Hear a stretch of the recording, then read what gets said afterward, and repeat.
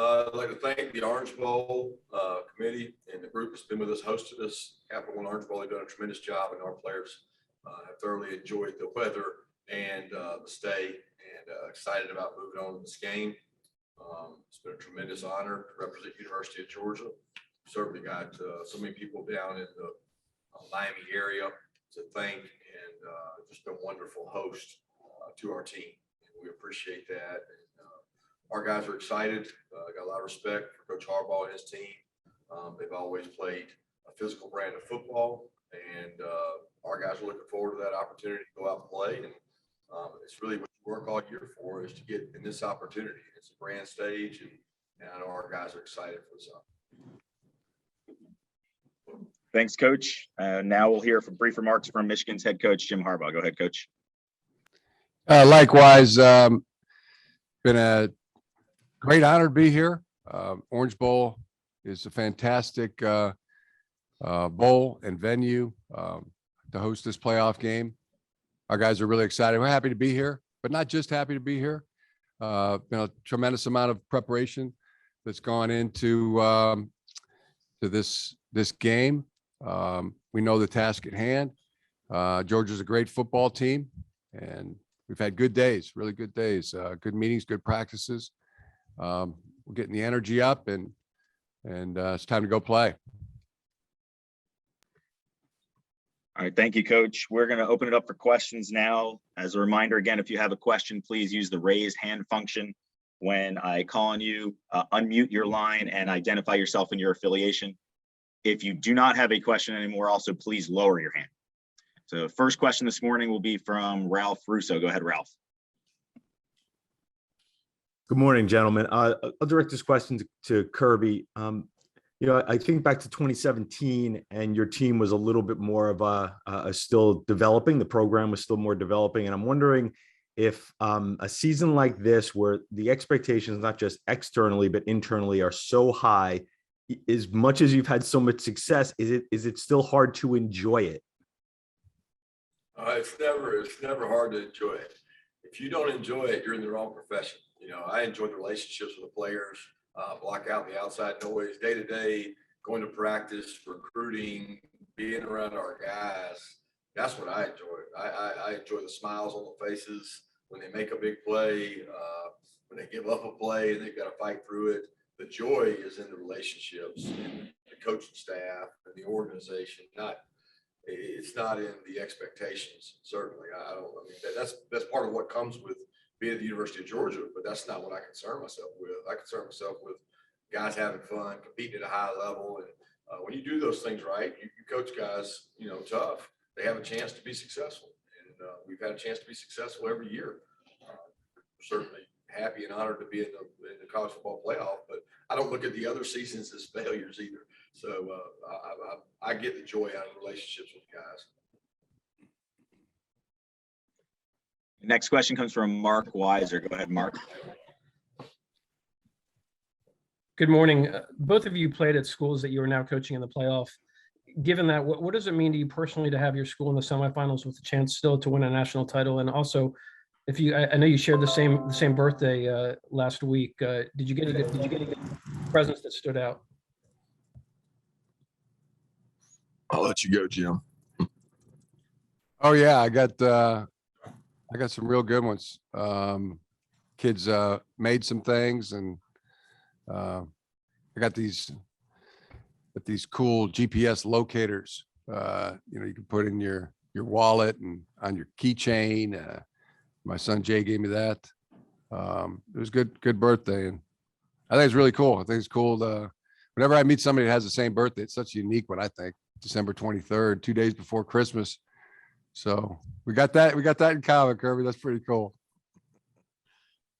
I always thought maybe I'd be interested to see what Coach thinks of this, but like growing up, when you got the December 23rd birthday, you get the short end of the stick so many times, because people are running out of money. You don't really have a party because everybody's getting ready for Christmas, and you got a lot of the times you get the same birthday present as you do. It's a Merry Christmas, Happy Birthday, but as I've gotten older, I mean, it's kind of nice because people really just don't even know it's your birthday, and another year goes by, and did you really get another year older? Did you have I a like similar that thought. experience? I like that thought. The old doubled up was definitely the case. It's much easier to give one than two. Hey, I'm just going to let this be your Christmas and your birthday gift. Certainly think I got a lot of that. But it makes it easier. I agree with that. I didn't think of it in the way Jim did in terms of not having to count the year. If that's the case, then I'm probably 40, not 46. That helps with just I do like the fact that it comes in a time in a coach's life that you're usually off. I mean, we've traditionally taken off somewhere either the 22nd or 23rd, somewhere around Christmas. Seems like all the years I was at Alabama and other places I've been, you took the bowl time a couple of days right there. So for my wife, it's been convenient because she's had me around on the birthday, but not like we did a whole lot. I can't speak to any gifts. I didn't get a whole lot. Maybe this time where, and that might be it, but not a whole lot that I'm asking my kids for right now. Our next question comes from Mike Griffith. Go ahead, Mike.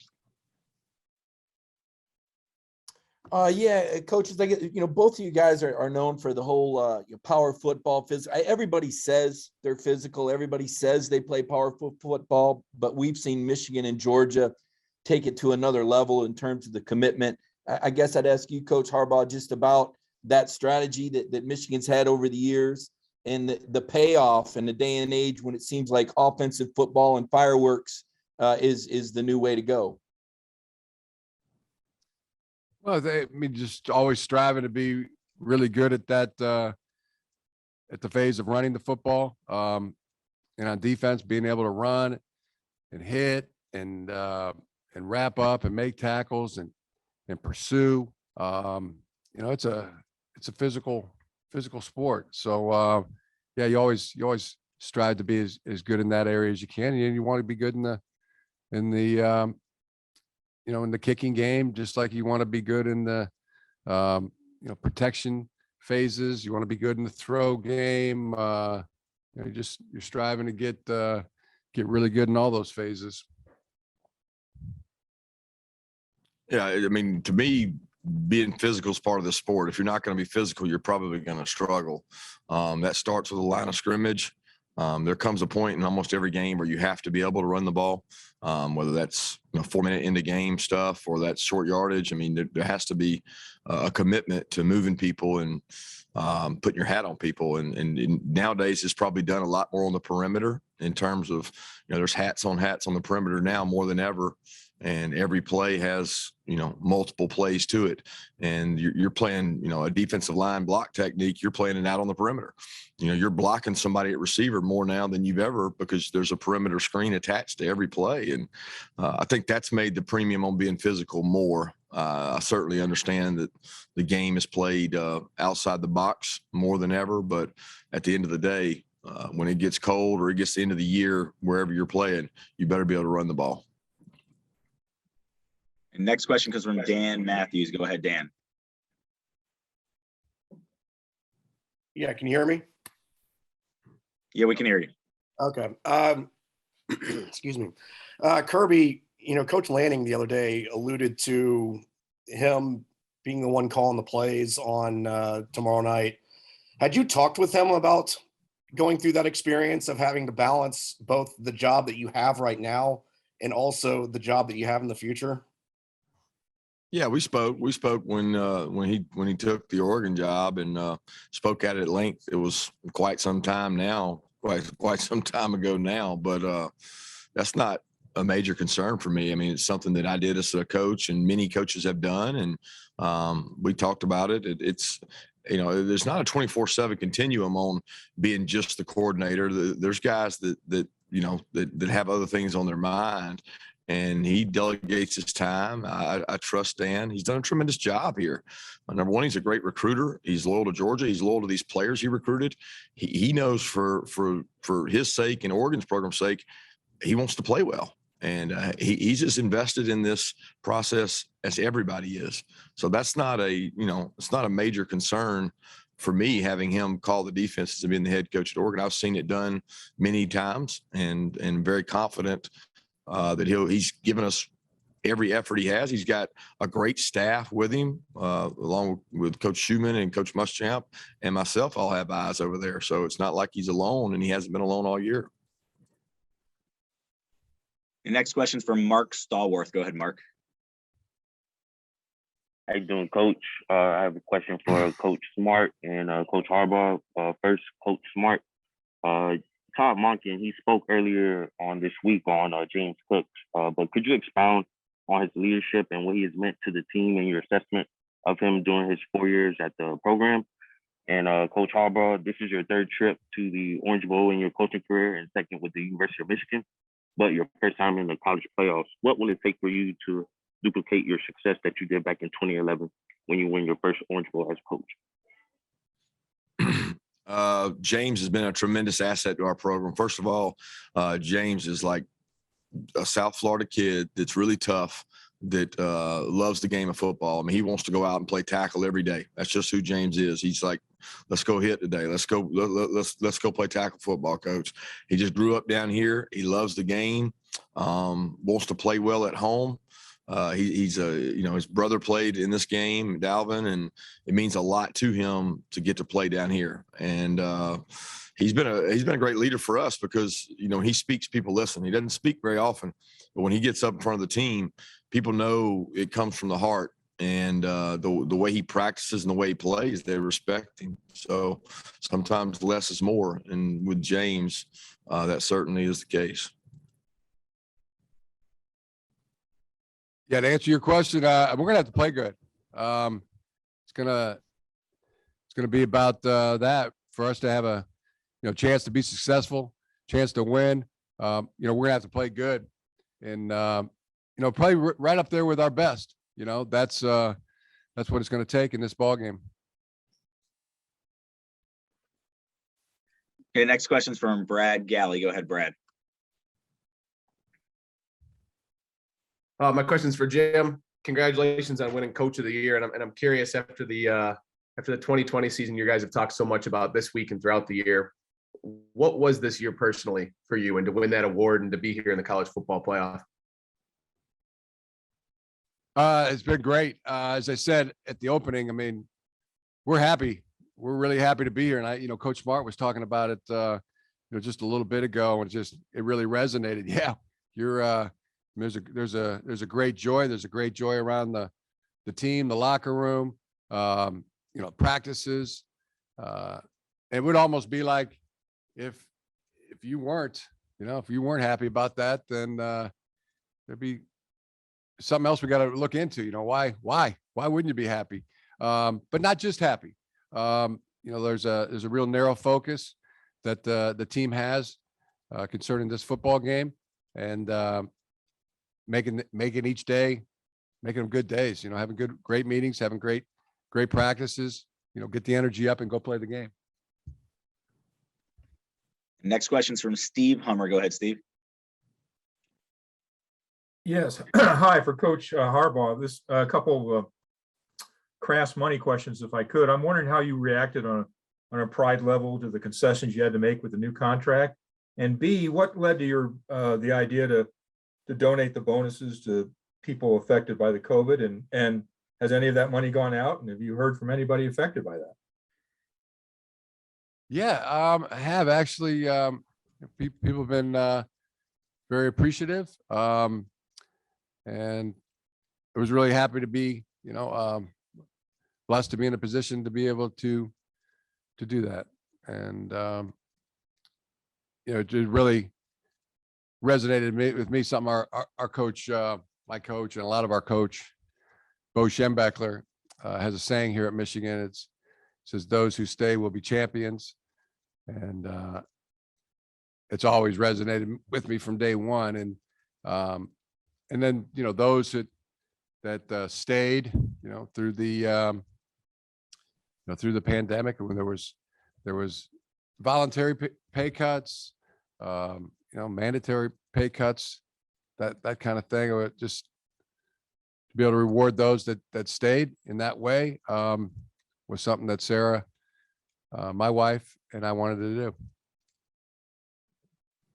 Next question from Lainey Higgins. Go ahead, Lainey. Hey there, this one is for Coach Harbaugh. I had a question about, with so many of the players and, so many of the coaches that you hired this year with connections to the program as players, your athletic director, you played for back in the day. I'm curious, how that sort of pride and how that experience has sort of contributed to some of the dynamic in the locker room that you're seeing this year with, the team looking like it's really playing for something greater than just, wins and losses per se.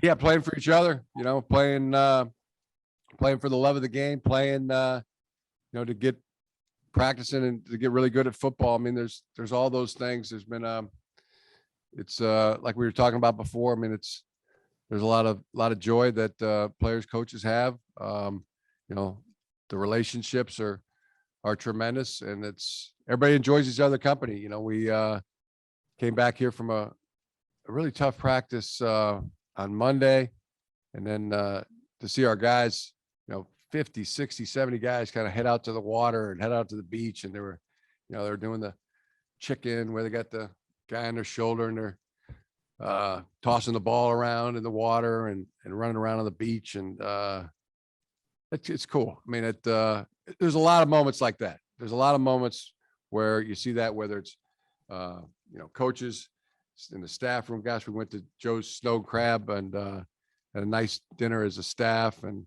it's just easy. I mean, guys are there's a great camaraderie there, and fellowship among the coaching staff. You enjoy each other's company, and I see that with our players as well.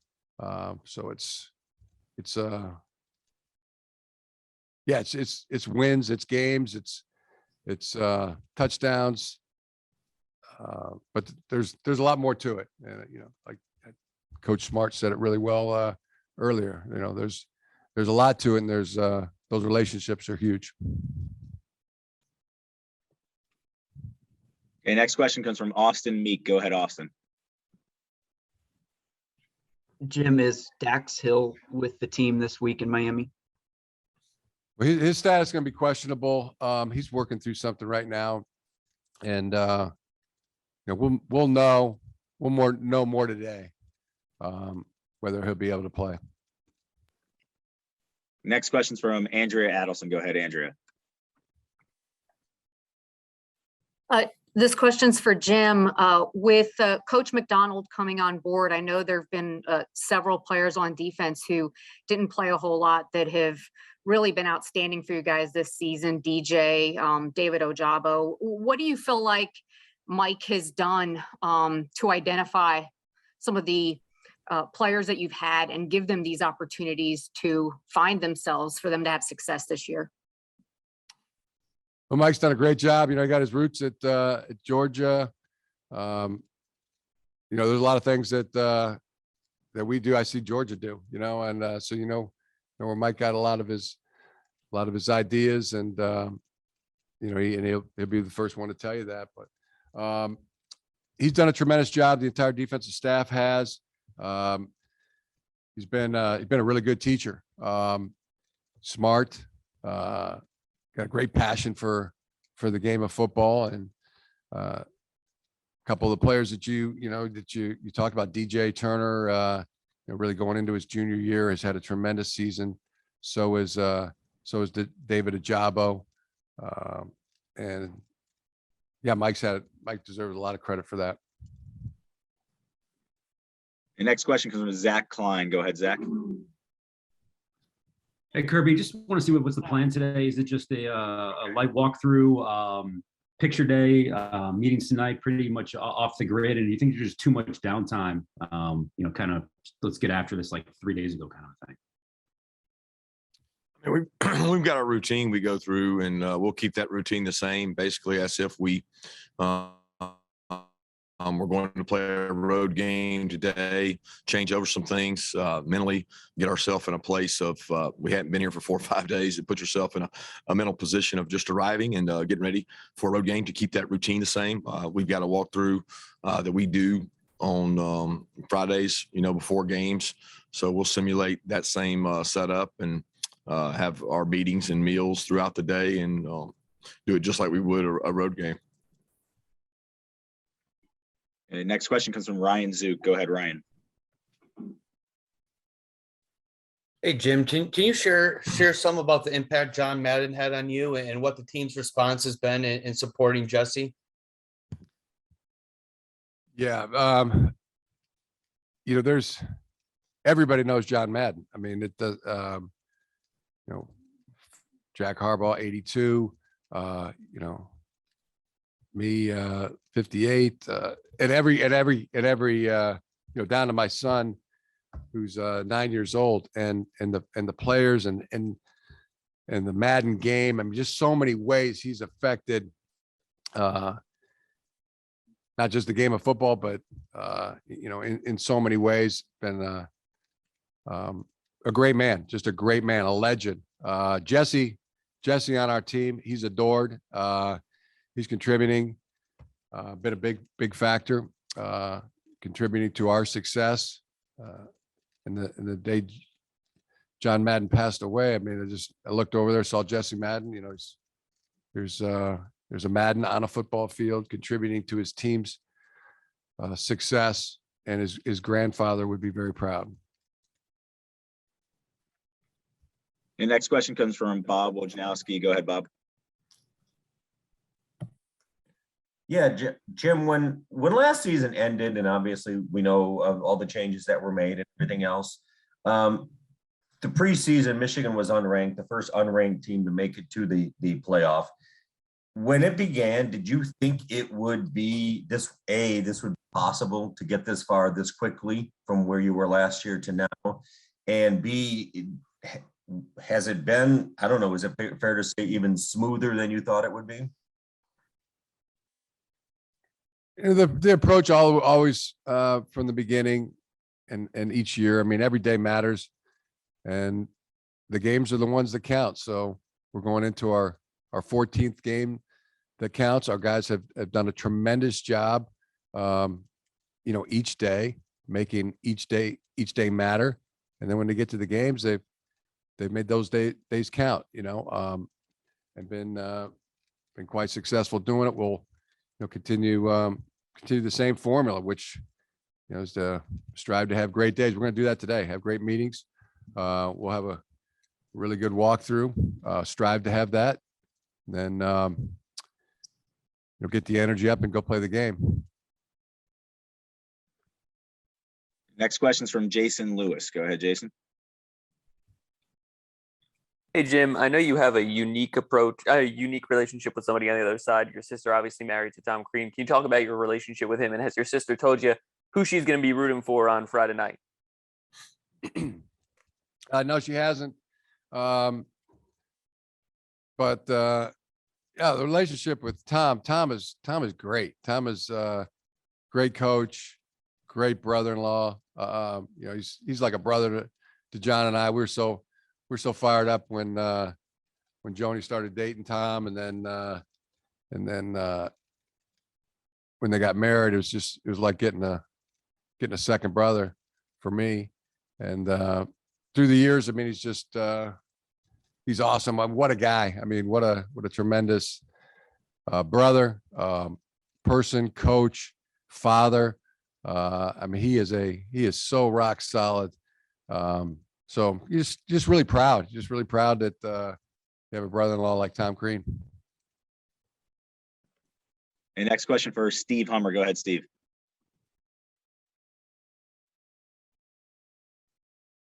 Yes, Coach Harbaugh, getting back to my first part of my question before, how did you react to the new contract and some of the concessions you had to make? And how did you kind of realign your, I don't know, did that hurt your pride at all? I reacted, no big deal. Attacking each day with an enthusiasm unknown to mankind, as always. That was didn't really mean anything to me. It's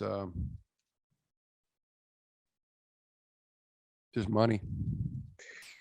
Big deal. All right, next question is from Blaine Gilmer. Go ahead, Blaine. Yeah, Coach Smart, I know you've talked several times about how saying it's unrealistic to say that guys are going to, jump into playing time spots that are younger over just bowl practices. And I'm not saying that, but have there been any guys that have just impressed you in general, maybe the younger guys through the bowl practices? Not saying it's going to lead into playing time, but just impressed you in the bowl practices. Yeah, we've had some really quality, especially early on, getting after it and letting guys scrimmage and go play. And, so many of these young guys are coming off COVID high school careers where they got shortened seasons. They didn't get spring practices. They were unable to have a spring here. So there's been some guys that have done some good things. I thought that Micah Morris has really stepped up and played really well in the offensive line, both guard and tackle. And Dylan Fairchild's played well, played really physical. Both those guys are going to be, high quality, really good football players. Seen a lot of promise out of Smile and Pop at linebacker. I mean, those are guys that we're counting on for the future, and they've gotten a lot better. And then, the young DBs got a lot of reps in the last 2 weeks. They've gotten a lot of work all year, mostly as twos, but they've gotten a lot of work here in the last couple of weeks of scrimmage and did some things. So there's been a good group of guys that have gotten quality work. A couple of our walk-ons that we got last year have made plays and done some things that are going to help us. So we go back and go to the core fundamentals and go back through special teams and try to teach and develop these guys because so many of them, they want to play at the next level. And part of the special teams aspect is big, and try to go back and really compete and have fun. And those guys have done a great job of that. The next question is from Vance Levy. Go ahead, Vance. Yeah, this question is for both coaches. Congratulations to both of you for making it to the semis. You're both obviously perfectionists that demand a certain level. Are y'all able to take it in yourselves and really relish in what you've accomplished? And then secondly, do you think college football is ready for a CEO or a czar or someone to help, be more unified in decision makings, et cetera? I'll just start.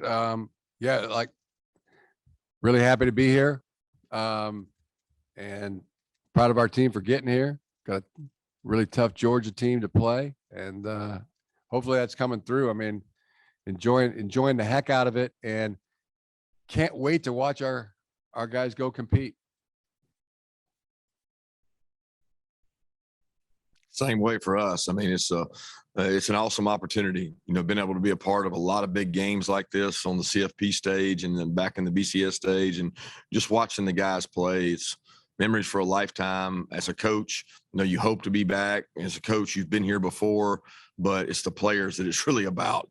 I mean, it's about these guys enjoying it and going out and competing and making memories of a lifetime, and just thankful for the opportunity that college football gives us. And as far as a central person, I think that's great in theory. Maybe it's not as simple as that for the world of college football to have somebody, because you're representing a lot of interest from all across different conferences. But I think in theory it would certainly be beneficial.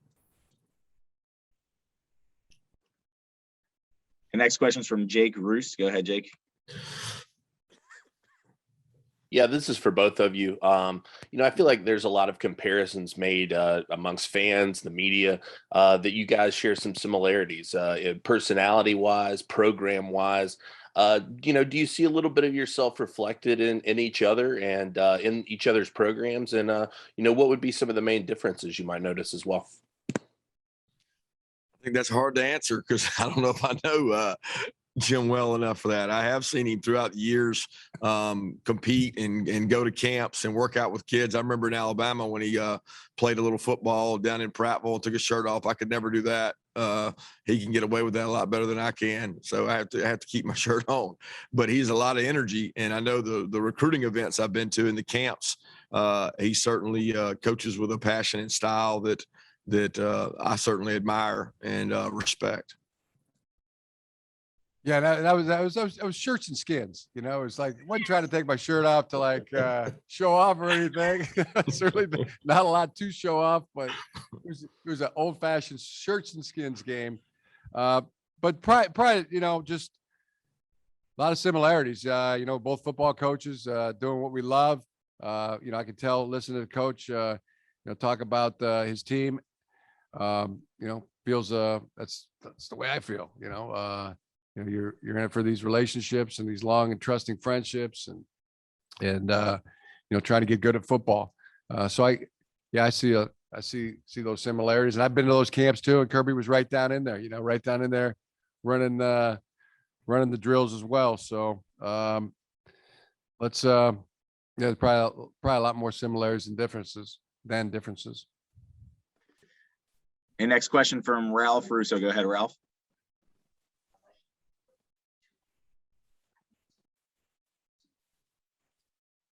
Sorry, guys, I didn't have my hand up, but I'll take a pop at a question here for both of you, and that is when you come into a game like this with different.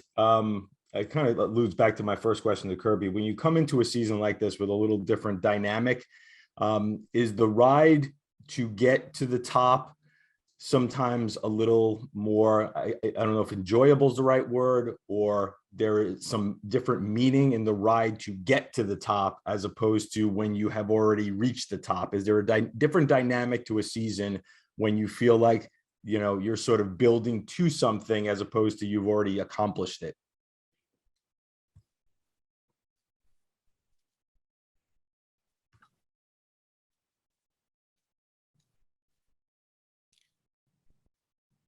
That was a complicated one for me. I don't know about Coach Smart, but yeah, I've enjoyed the ride. I enjoy the ride every year. So I feel like at Michigan and Georgia, you're never not the target. Like if you go through the year and say, well, we're ascending this year and we're climbing and this and that.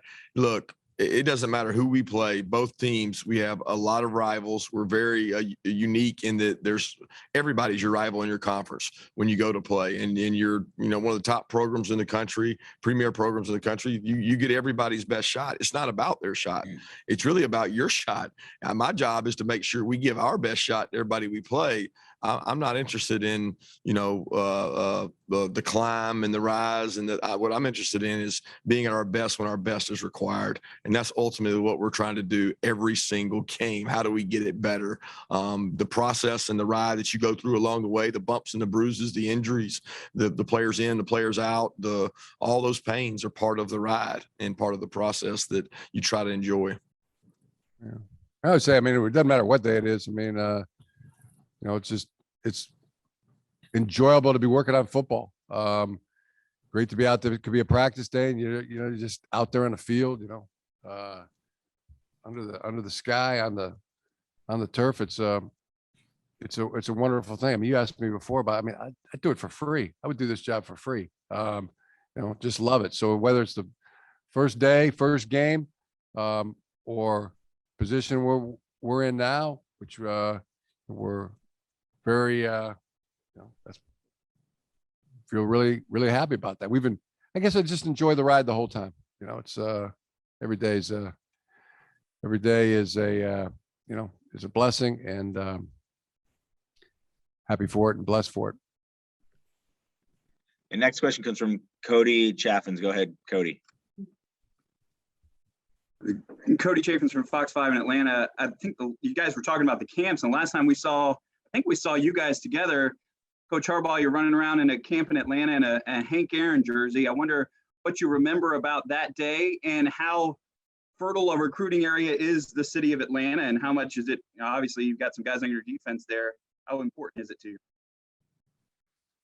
Oh, what I remember from that day is, huge meeting Hank Aaron, spending time with him, and getting to know him. Later, he became an honorary captain for us at a Michigan game.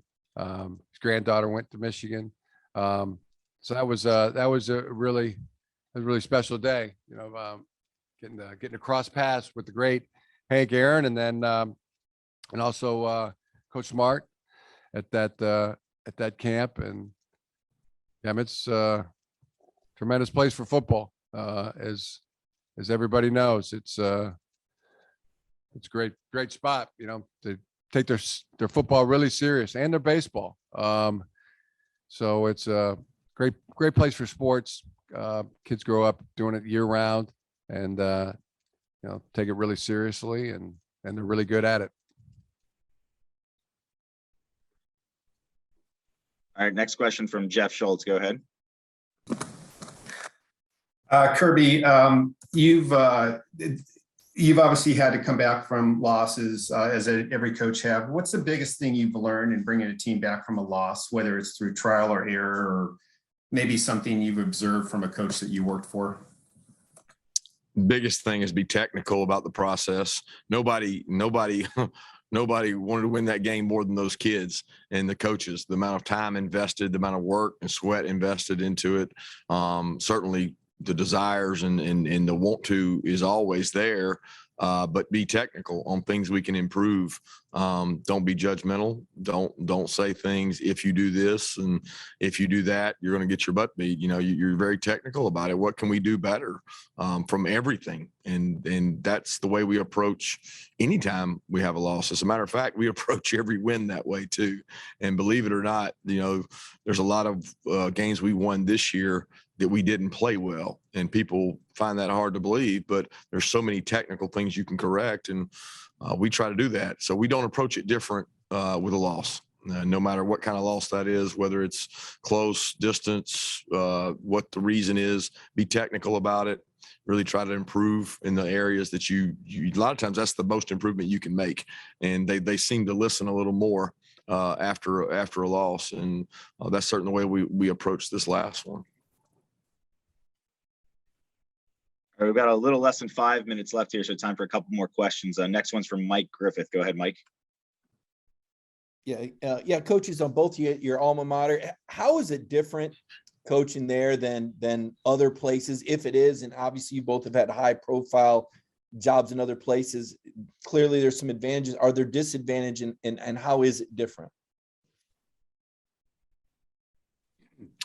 Biggest difference to me is the tie-in of the amount of your time. I know since arriving in Athens, you know, there's a tremendous amount of support and encouragement, but you being a former player and alumnus, you know, there's an expectation of time of the people you had relationships with, the people you played with. It now transcends when I was here to before I was here to when I left. You know, everybody wants some part of that time. I never felt like at other jobs that I owed that. You know, it was like I could go do my job and really work hard on the football piece because you weren't tied in to so many other commitments. And I also was not the head coach, but I think the biggest difference is you feel an emotional tie, you feel a gratitude, you're able to sell that in recruiting.